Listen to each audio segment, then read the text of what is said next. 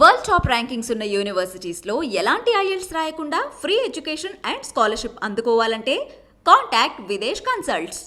Welcome to I dream. నేను మీ సురేఖ. ఈ మధ్య చూసినట్లయితే యువతరం అంతా కూడా స్మోకింగ్ కంటే వేపింగ్ చాలా మంచిది, దీనివల్ల ఎలాంటి సైడ్ ఎఫెక్ట్స్ ఉండవు అంటున్నారు. అయితే ఇది నిజమా అబద్ధమా అనే విషయం ఇవాళ తెలుసుకుందాం. ఈరోజు మనతో పాటు ఉన్నారు ప్రముఖ పల్మనాలజిస్ట్ డాక్టర్ రవితేజ గారు. వారితో మాట్లాడదాం. నమస్కారం సార్. నమస్తే అండి. ఎలా ఉన్నారు సార్? సార్, ఇప్పుడు యంగ్స్టర్స్ చాలా మంది ఏమంటున్నారు అంటే స్మోకింగ్ కంటే వేపింగ్ చాలా బెటర్, ఆర్గానిక్ అంటున్నారు, చాలా మంచిది, సైడ్ ఎఫెక్ట్స్ ఏమి ఉండవు అంటున్నారు కదండి. ఇది నిజమా లేకపోతే భ్రమపడుతున్నారా అంటే ఏం చెప్తారు సార్ మీరు ఒక పల్మనాలజిస్ట్గా? సో యూజువలీ స్మోకింగ్ చేసుకుంటే నార్మల్ స్మోకింగ్ చేసుకుంటే యూజువలీ మనం ఇన్హేల్ చేసినప్పుడు అందులో 400 కెమికల్స్ ఉంటాయి, నార్మల్ కెమికల్స్. సో ఆ కెమికల్స్ని బర్న్ చేయడానికి యూజువలీ మనం టొబాకో వాడతాం, నార్మల్ సిగరెట్లో. ఓకే, సో ద సేమ్ ఏంటంటే ఇందులో టొబాకో తప్పితే మిగిలిన అన్ని సేమ్ ప్రొడక్ట్స్ ఉంటాయి. ఓకే, సో టొబాకో తప్ప మిగతావన్నీ ఉంటాయి వేపింగ్ లో. టొబాకో తప్పితే మిగిలిన అన్ని ఉంటాయి. ఇక్కడ ఏమైందంటే సేమ్ కాన్సెప్ట్. ఈ వేపింగ్ ఏంటంటే మన మీకు ఇంట్లో నెబులైజర్స్ అవి పెట్టుకుంటారు కదా, ఆ సేమ్ కాన్సెప్ట్. అందులో ఒక లిక్విడ్ ఉంటుంది అనమాట. ఆ లిక్విడ్ ఏంటంటే బ్యాటరీ ఆపరేటెడ్ ఉంటుంది. ఎప్పుడైతే లిక్విడ్ హీట్ అయ్యి అది వేపర్గా ఫామ్ అవుతుంది. సో ఎప్పుడైనా మనం ఇన్హేల్ చేసినప్పుడు సో ఆ వేపింగ్ ప్రోడక్ట్స్ ఏదైతే ఉందో అది ఇన్హేల్ చేసుకుంటాం. సో అందులో మోస్ట్ కామన్ వచ్చేసి నికోటిన్ ఉంటుంది. ఓకే, ఆ నికోటిన్ ఏంటంటే బాగా ఎడిక్టివ్. సో వన్స్ ఆ నికోటిన్కి ఎడిక్ట్ అయినప్పుడు ఏంటంటే విత్డ్రావల్ సిమ్టమ్స్ అవన్నీ ఉండే ఛాన్సెస్ ఉంటాయి అనమాట. సో ఎట్లాగో ఆల్కహాల్ తీసుకోకపోతే ఆ విత్డ్రావల్ సిమ్టమ్స్ ఎట్లా ఉంటాయో, సో ఆ నికోటిన్ అనేది బాగా ఎడిక్టివ్ అనమాట. ఓకే, దీనికి తోడు దాంట్లో చాలా హార్మ్ఫుల్ కెమికల్స్ ఉంటాయి. సో అందులోనే టీహెచ్సి అంటామా, టీహెచ్సి, ఎస్ట్రాల్డిహైడ్, ఫార్మాల్డిహైడ్ ఉంటాయి. ఈ ఎస్ట్రాల్డిహైడ్, ఫార్మాల్డిహైడ్ ఏం చేస్తాయంటే యూజువల్లీ మనకి దీనివల్ల ఏంటంటే మీకు ఫుడ్ అట్లా వాడతారు. ఎస్పెషలీ పాప్కార్న్స్ మీరు ఎగ్జాంపుల్ తీసుకుంటే, మీరు పాప్కార్న్లో మీరు నార్మల్ పాప్కార్న్కి మైక్రోవేవ్ పాప్కార్న్ చూస్తే మీకు స్మెల్ ఎక్కువ వస్తుంది. అవును సార్. ఎందుకంటే అది ఫుడ్ ఎన్హాన్స్ చేస్తుంది, అంటే ఆ ఫుడ్ని లైక్ బాగా ఎక్కువ స్మెల్ వచ్చేటట్టు చేస్తుంది అనమాట. ఓకే, సో ఆ సేమ్ ఆస్ట్రాల్డిహైడ్, ఫార్మాల్డిహైడ్ ఈ వేపింగ్లోనే వాడతారు, వేపింగ్ ఫ్లూయిడ్లో కూడా వాడతారు. ఓకే, సో అది ఏమవుతుంది అంటే, సో మీ లంగ్స్లోకి వెళ్ళినప్పుడు మీ లంగ్స్ని డ్యామేజ్ చేసే ఛాన్సెస్ చాలా హైగా ఉంటాయి. సో ప్లస్ గ్లిజరాల్ అవి కూడా యాడ్ చేస్తారు. సో ఎప్పుడైతే మనం ఇన్హేల్ చేస్తామో, సో లోపలికి వెళ్ళిన తర్వాత ఏదైతే జెల్లీ లాంటి సబ్స్టెన్స్ అది మన లంగ్స్లో డిపాజిట్ అయ్యి అది లంగ్స్ డ్యామేజ్ అయ్యే ఛాన్సెస్ ఉంటుంది అనమాట.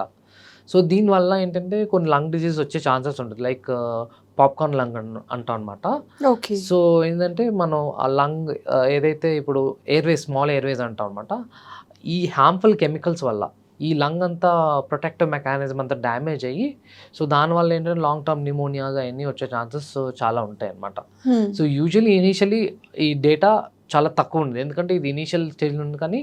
కానీ యుఎస్ ఒకసారి ఏమైందంటే, సో చాలామంది యూత్ ఇలాగే వేపింగ్ చేసి అక్కడ అవుట్ బ్రేక్ వచ్చింది.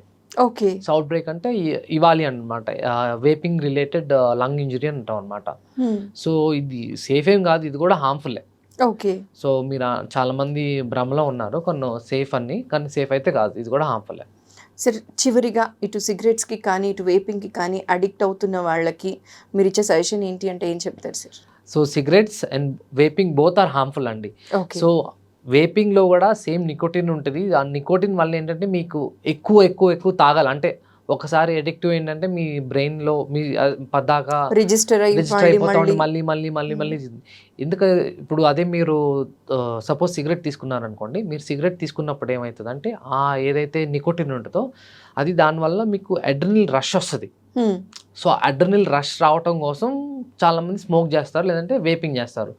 ఆ నికోటిన్ ఇప్పుడు ఆల్మోస్ట్ సపోజ్ నికోటిన్ లేకుండా వేపింగ్ దట్స్ ఓకే, కానీ ఆ వేపింగ్ దీంట్లో కూడా వేపింగ్ డివైస్లో కూడా ఆ నికోటిన్ కంటెంట్ అనేది ఉంటుంది. సో అది కూడా అడిక్టివే. సార్, ఈ మధ్య కాలంలో చూసినట్లయితే చాలా మంది అంటున్నారు ఎక్కువగా క్యాన్సర్ బారిన పడుతున్నారు సార్ స్మోకింగ్ అలవాటు ఉన్న వాళ్ళు. అయితే ముందు జనరేషన్తో కంపేర్ చేస్తే ఇప్పటి జనరేషన్ స్మోకింగ్కి బాగా అడిక్ట్ అవుతున్నారు సార్. సో వాళ్ళకి క్యాన్సర్ వచ్చే అవకాశం కానీ లేకపోతే లంగ్ డిసీజెస్ వచ్చే అవకాశం కానీ చాలా ఎక్కువ కదా. సో దీని గురించి మీ మాటల్లో ఏం చెప్తారు సార్?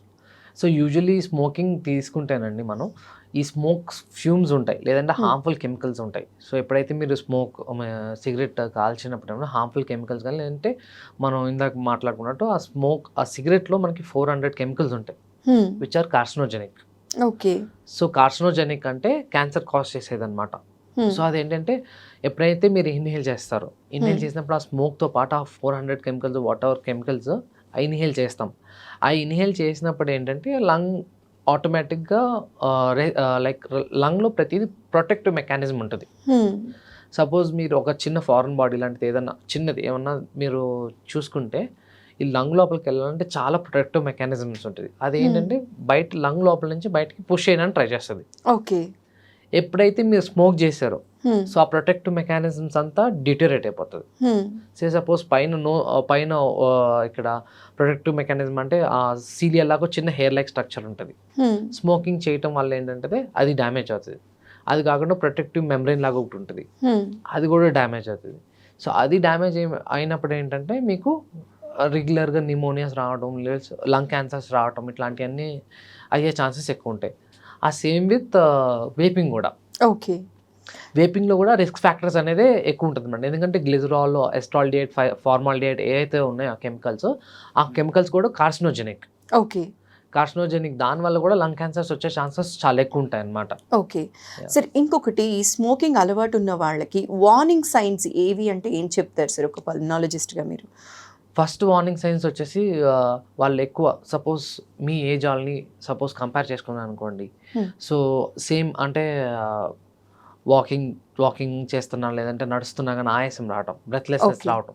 సో ఏ వర్క్ ఫస్ట్ సైన్ ఆయాసం, మెట్లెక్కినా కానీ ఎక్కువ నడిచినా కానీ ఏ వర్క్ సేమ్ పేస్, సపోజ్ మీ ఏజ్ వాళ్ళని సేమ్ పేస్ తీసుకుంటే, సో స్మోకర్కి నాన్ స్మోకర్కి తీసుకుంటే సో మీకు డిఫరెన్స్ తెలిసిద్ది. సో ఆయాసం రావటం, లేదంటే దగ్గు రావడం, క్రానిక్ కాఫ్ ఉండటము, లేదంటే రిపీటెడ్గా లంగ్ ఇన్ఫెక్షన్స్ రావటం. ఓకే. సో పద్దాక ఆయాసంతో పాటు రిపీటెడ్గా నిమోనియాస్ ఇట్లాంటివన్నీ రావటం. సో ఇవన్నీ ఒక లక్షణాలు అనమాట. ఓకే. ఆయాసం ఉన్నా, ఫ్రీక్వెంట్గా దగ్గు లాంటివి ఉన్నా, లేకపోతే నిమోనియా ఇలాంటివి ఎక్కువ ఉన్నా కూడా ఇమీడియట్గా పల్మనాలజిస్ట్ని కన్సల్ట్ అవటం అనేది ఇంపార్టెంట్. సరే, ఇలాంటి వార్నింగ్ సైన్స్ ఉన్నప్పుడు ఎలా డయాగ్నోసిస్ చేయాలి sir?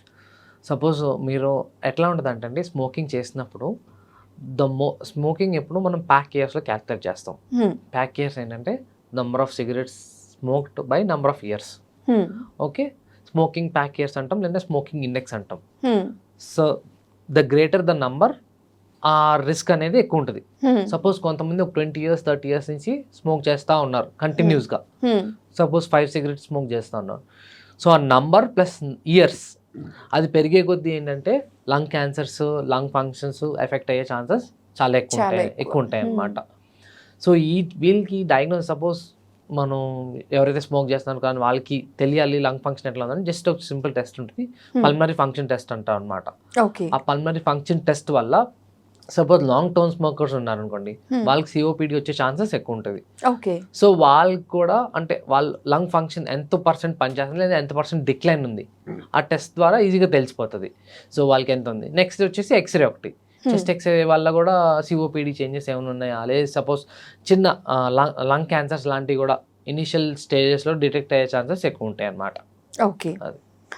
Thank you so much sir. ఈరోజు స్మోకింగ్కి, వేపింగ్కి ఉన్న డిఫరెన్స్ ఏంటి, ఇది ఎంత హార్మ్ఫుల్, అండ్ స్మోకింగ్ హ్యాబిట్స్ ఉన్న వాళ్ళకి వచ్చే సైడ్ ఎఫెక్ట్స్ గురించి కానీ ఎలా డయాగ్నోస్ చేయాలనే విషయాన్ని ప్రతి ఒక్కరికి అర్థమయ్యేలా చెప్పారండి. నమస్కారం అండి. Thank you.